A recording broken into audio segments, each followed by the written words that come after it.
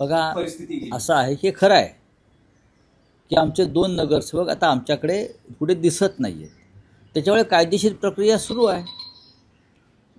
गटाची स्थापना करताना ते आमच्याजवळ असायला पाहिजे, नाहीतर त्यांच्यावर कायदेशीर कारवाई होईल आणि ते डिस्क्वालिफाय होऊ शकतात.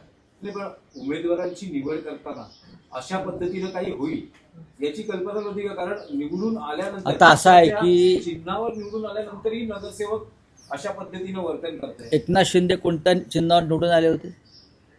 नगरसेवकाच्या काय गुण बसला?